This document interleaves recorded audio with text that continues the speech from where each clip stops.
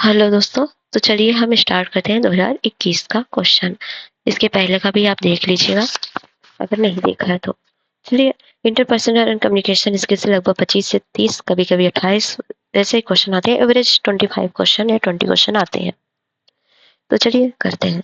प्रतिपुष्टि जानकारी देना प्रभावी रूप से व्यवहार के प्रबंधन में कार्य कुशलता को बढ़ाने में प्रयुक्त होता है। ये प्रकार किसका है? जन संप्रेषण का, अनौपचारिक संप्रेषण का, अंतर्व्यक्ति संप्रेषण। तो ये है इंटरपर्सनल संप्रेषण का एग्जाम्पल। ठीक है। नेक्स्ट है निम्नलिखित में से कौन सा किसी समस्या के समाधान हेतु चिंतन का तरीका नहीं है? कलन विधि, प्रयास एवं त्रुटि, स्वतः शोध या एनाग्राम। तो ये है एनाग्राम्स। ये भी रिपीटेड क्वेश्चन है। निम्नलिखित में से व्यवहार परिवर्तन को प्रभावित करने की आधारभूत प्रविधि कौन सी है? संप्रेषण है, अभिलेखन है, इष्टतम है या लयबद्ध मूल्यांकन है? आधारभूत प्रविधि क्या है? कम्युनिकेशन ही है। हाँ, कम्युनिकेशन ही है ना, किसी से आधारभूत का ऑप्शन ए हो जाएगा। देखिए, समस्या समाधान process is essentially an execution through. समस्या समाधान प्रक्रिया अनिवार्य रूप से एक भ्रमण है मेंटल फिक्सडनेस का, रिस्पॉन्स फिक्सडनेस का, ये प्रॉब्लम स्पेस का, समस्या परिक्षेत्र के माध्यम से होगा ना। और नेक्स्ट है पारस्परिक लेन-देन के रूप में संप्रेषण मॉडल के अनुसार लोगों के मध्य अंतःक्रिया होती है। इंटरप्रेटिव, इंटरैक्टिव या सिमल्टेनियस मतलब समसामयिक या फिर सिमल्टेनियसली इंटरैक्टिव। तो यही होता है ना, सकालिक अंतःक्रियात्मक। निम्नलिखित में से कौन सा समस्या समाधान में विभाजित करो और जीतो रणनीति का एक संस्करण है? Analogy, trial and error, means and analysis, साधन साध्य विश्लेषण, परिकल्पना परीक्षण। तो ट्रायल एंड एरर्स ही होंगे, तभी तो आप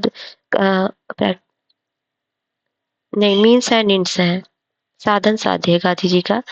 क्या बोल रहा है? निम्नलिखित समाधान समस्या विभाजित करो और जीतो रणनीति संस्करण साधन साध्य का होता है। ठीक है।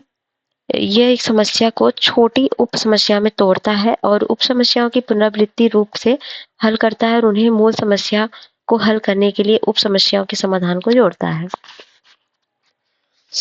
यदि कोई व्यक्ति किसी समस्या का समाधान अपने पूर्वानुभव के आधार पर करने का प्रयत्न करता है तो उसे क्या कहा जाता है? प्रकार्यात्मक स्थिरता, मानसिक विन्यास, अंतरण प्रकार या पुष्टिपरक पक्षपात। तो मेंटल सेट होता है। अगर आपको मान लो कहीं गए हो, पत्थर चोट लग गई, तो आप वहां जाने से पहले जान जाओगे यहाँ पत्थर भाई है, तो वहां बच के चलना है।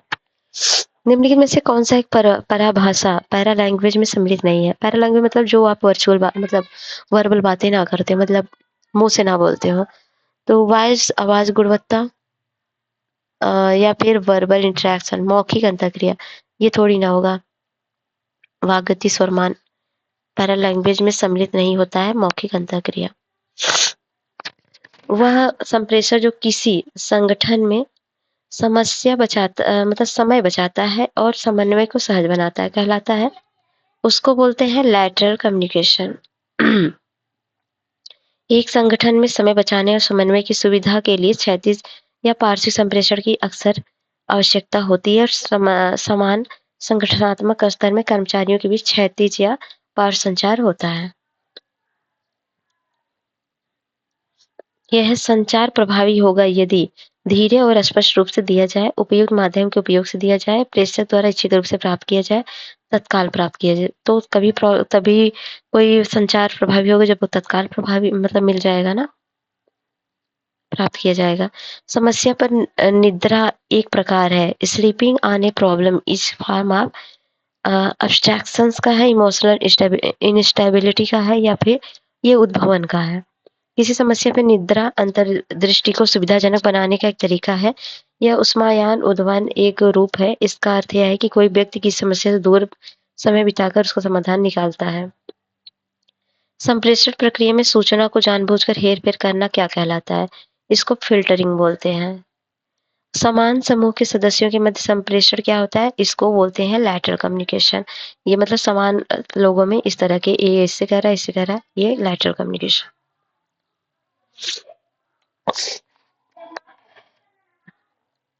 संगठनों में अंतरव्यक्ति संप्रेषण के संदर्भ में निम्नलिखित में से कौन सा कथन सही है?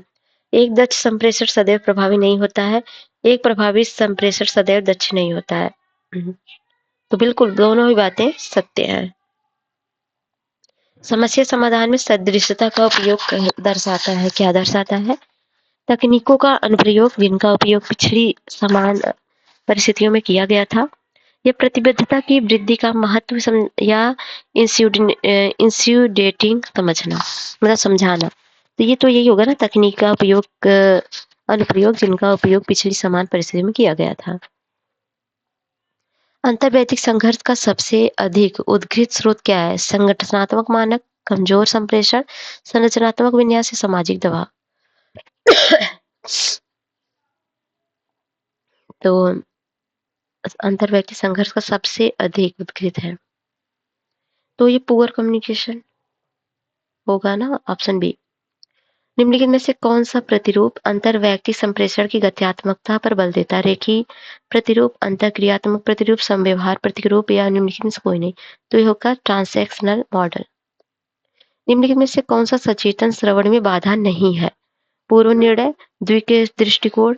तो द्विक दृष्टिकोण कोई बाधा नहीं है, ये आप कई बार पढ़ चुके हो पीवाईक्यू से अब तक। समस्या समाधान में वर्तमान जानकारी को रूपांतरित किया जाता है मेंटल टेम्परमेंट में या मेंटल बैकग्राउंड। तो एक्सटर्नल मेंटल रिप्रेजेंटेटिव या इंटरनल मेंटल रीओरिएंटेशन होगा ना, आंतरिक मानसिक प्रतिनिधित्व होगा। व्यक्ति के कार्य समय का लगभग कितने प्रतिशत भाग अंतर्वैयक्तिक संप्रेषण व्यस्त रहता है? 80 से 90, 60 70, 100 या 40 50। तो लगभग 80 से 90%। ये याद करना पड़ेगा, याद कर लीजिए। विवाद सदैव समाहित करता है क्या? रिवेंज, एंगर, पैशन या डिसएग्रीमेंट। तो अगर किसी से विवाद है मतलब आप उससे डिसएग्री कर रहे हैं। सक्षमता, संबद्धता और स्वायत्तता की मनोवैज्ञानिक आवश्यकताओं को पूरा करने के लिए किन कौशलों का एक प्रभावी भंडार आवश्यक है? तो इसमें इंटरपर्सनल स्किल की आवश्यकता है। अगर देखिए ऑप्शन में इंटरपर्सनल स्किल है, अगर ऐसा कुछ पूछा जा रहा है तो उसका हमेशा आंसर इंटरपर्सनल स्किल ही होगा, याद रखिएगा। नेक्स्ट है, दो समांतर टीमों के बीच एक फुटबॉल मैच देखने के बाद एक व्यक्ति जोर देकर कहता है कि पहले से ही जानता था कि विशेष टीम जीतने वाली थी। ये उदाहरण किसका है? ग्रुप थिंक का, या सबलिमिनल जो है प्रॉब्लम सॉल्विंग का, या फाल्स कंसेशन डिफेक्ट इफेक्ट का, या हिंड साइट का, पश्च दृष्टि अभिनति। ये देखिए कोई सोच लेता है, पश्च दृष्टि अभिनति बोलते हैं इसको। नेक्स्ट है, निर्णय लेने के संदर्भ में व्यक्तिगत संभाव्यताओं को आमतौर पर कहा जाता है सामाजिक संभाव्यता, निर्णय लेने को समायोजनात्मक, आत्मनिष्ठ या प्रकारात्मक। इसको बोलते हैं आत्मनिष्ठ। यह है, निर्णय लेने के संदर्भ में कौन सा कथन सही है? मानवीय तार्किकता सीमित है, कोई भी व्यक्ति अभ्यास के माध्यम से अपने निर्णय लेने में सुधार कर सकता है। तो ये दोनों बातें ही बिल्कुल सही है। सृजनात्मक समस्या समाधान संबंधित है किससे? अभिसारी चिंतन, समूह सोच से, सक्रिय श्रवण से, या डिवर्जेंट थिंकिंग से। तो ये अपसारी चिंतन से है। अपसारी चिंतन एक वैचारिक प्रक्रिया है जो कई संभावित संसाधनों से रचनात्मक विचार उत्पन्न करती है, और यह आमतौर पर एक मुक्त प्रवाह वाले गैर रेखीय तरीके से होता है और अक्सर समस्या की स्थिति के लिए रचनात्मक समाधान की ओर ले जाता है। निर्णय लेने के लिए लेने का उद्देश्य होना चाहिए सही विकल्प का निर्धारण, सर्वश्रेष्ठ विकल्प का निर्धारण, जोखिम भरे विकल्प का निर्धारण, या प्रबलित विकल्प का निर्धारण। तो सर्वश्रेष्ठ विकल्प का निर्धारण। ये सब क्वेश्चन तो रिपीटेड है। प्रभावी समस्या समाधान का इष्टतम ढंग क्या है? विशिष्ट या क्रमण को संतुलित करना, पारंपरिक एवं गैर पारंपरिक चिंतन को संतुलित करना, आत्मकेंद्री एवं अभिनतियों को संतुलित करना। तो यह है पारंपरिक एवं गैर पारंपरिक चिंतन को संतुलित करना। ठीक है, ये रहा 28 क्वेश्चन इसमें भी। तो ठीक है, अब करेंगे हम 2022 का सॉल्व। ठीक है।